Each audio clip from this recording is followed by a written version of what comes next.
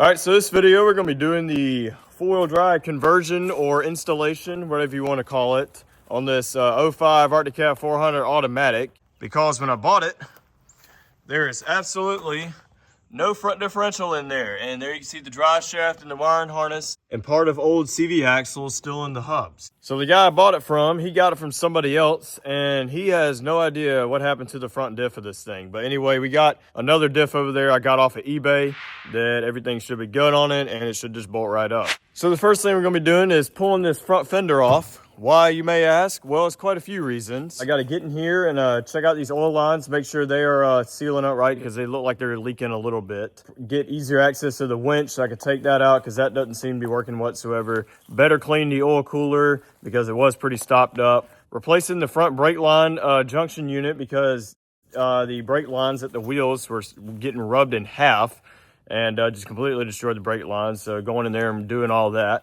And to make it easier to film. So here's the front differential I got off of eBay. It's not, you know, the best of things because it's an old diff from an old four-wheeler.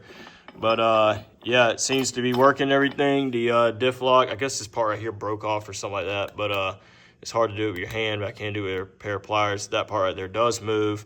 The diff lock sensor for some reason is broken off, but that don't really matter. As long as it locks and unlocks, I'll be fine. You'll know if it's locked or unlocked. You don't need no sensor. But yeah, the four-wheel drive selector does work. This is the kind that takes the electronic actuator. I was looking at the kind that had the push select four-wheel drive. I put a picture up on the screen. But the problem is those kind do not have a locking front diff.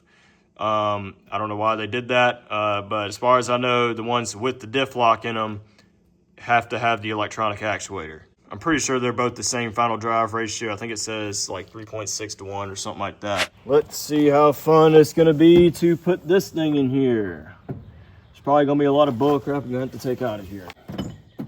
All right, I'm going to figure this out and then I'll put you back on. Oh my gosh. Finally got this thing installed. I'm sorry to not film it because it took me about half an hour trying to figure out how to put this thing in here, if not close to 45 minutes to an hour. It's just the stupid drive shaft wouldn't go in there and try to finagle with getting it in there. Anyway, I'll show you how I did it. Basically, unbolt your tie rods so that way they're out of the way. See the flat part? Turn that down. Slide this in there. Remove the air duct for the CVT. Slide it straight in there like that. Put it in there. Slide it back. And hopefully yours will go a lot easier, but put that spline in the U-joint right there. I don't know, mine was just acting like such a pain in the butt. I had to end up sanding that down and on the inside and everything for it to finally go in there. But yeah, get that in there, situated. You might want to have a jack stand right there to support it. I got my bolt in right here. I'm going to put the other bolt in, which is right here. Of course, it's going to hit the frickin' control arm.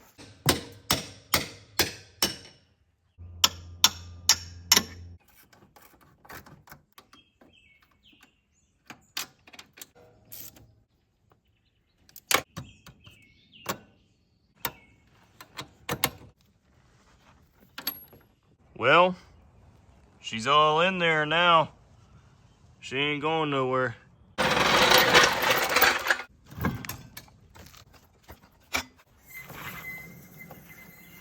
get off our two lug nuts.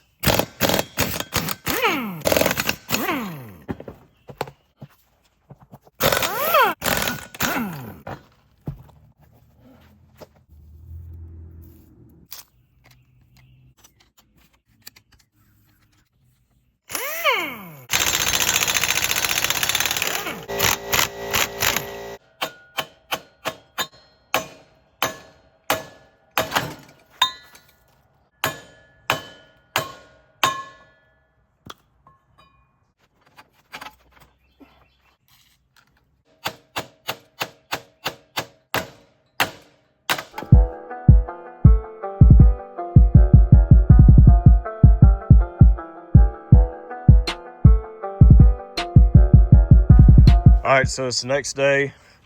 We got the actuator after cleaning it up a little bit. I got it plugged in to the outlet right here. I'm just gonna check and see if it works. I can't put the CV axles in because, well, when I knocked both sides out, the outer part of the cage of the bearing is stuck on each CV axle, and that's not worth trying to hammer it off and, you know, and all that, and bending it and putting that back together, and those are probably already worn out anyway, so I just got some wheel bearings coming. So in the meantime, we're gonna do everything else. So I got that plugged in there, and for whatever reason, somebody cut the wires to the four-wheel drive switch. But I have the other switch from my other four-wheeler that I swapped in the night ATV kit. I'm gonna plug that switch into there, turn it on, see if the actuator works.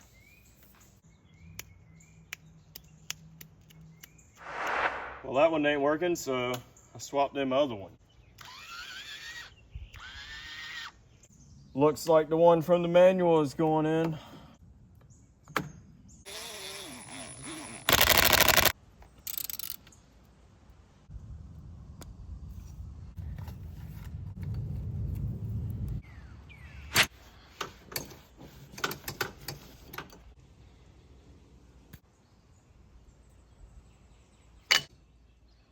All right, so that took a little longer than expected because the marvelous invention of Phillips head screws decided to strip out. So I had to drill the stupid bolt out, but I got it out of there and it swapped over pretty simple after that. Really supposed to use a flare nut wrench, but you know, ain't nobody got time for that. Actually, better idea. This literally just came to my mind. Why don't I just take off the brake lines right here and just swap those out right there, and I ain't gotta pull this whole crap apart.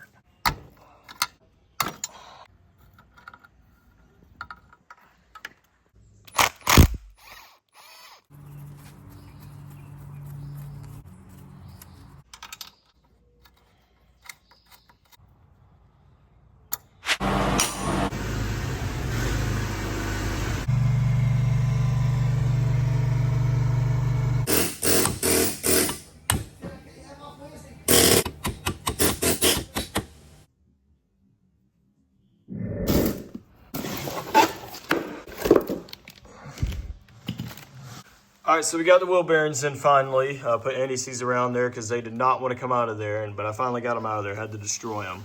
So we're gonna be putting the CV axles in, and something you wanna make sure is, if you got the style with the locking front diff, especially, you wanna get this kind that has the collar on it, because that actually locks the diff to the axle, and the other one that goes in the other side. You gotta make sure you get those right, because if you buy two of the same ones, then it's not gonna work. All right, so installing these, put the clip at the top, makes it go in there a little easier. Usually isn't the most fun thing to do, because this is kind of a pain in the butt. You want to get these stupid things in here.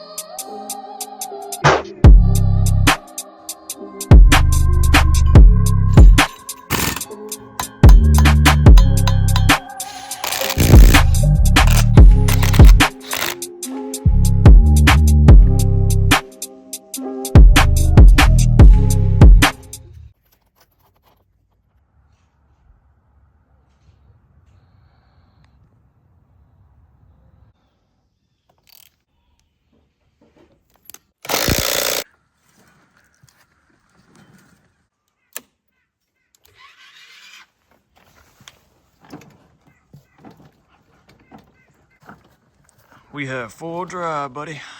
That's the random hose that's rigged up for the vent.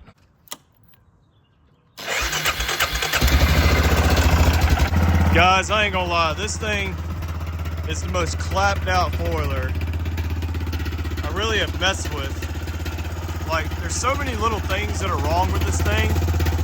I honestly really don't know if it's worth doing a proper restoration. This is more of a restoration, but we're gonna run it until something happens. Y'all will see it in a future video.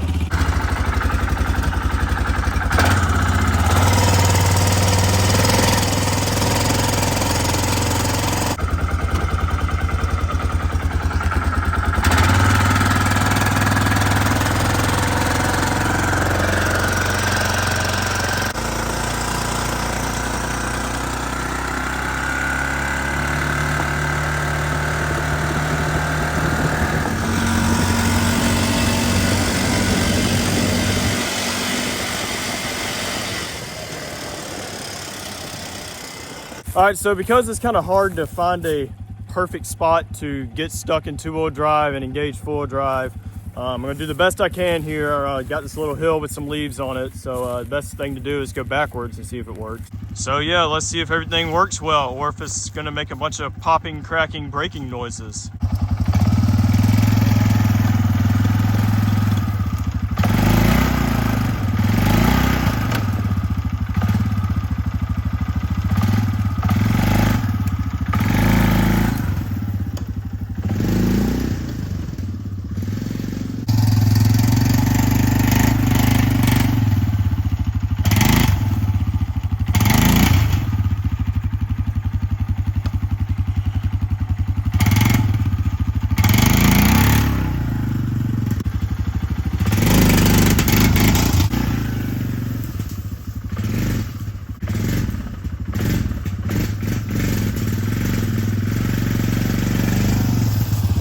All right, so that's gonna be about it for this video. I don't know why this stupid carburetor in this thing's acting up. Like, when you punch it, it doesn't want to go, so it's too lean somewhere.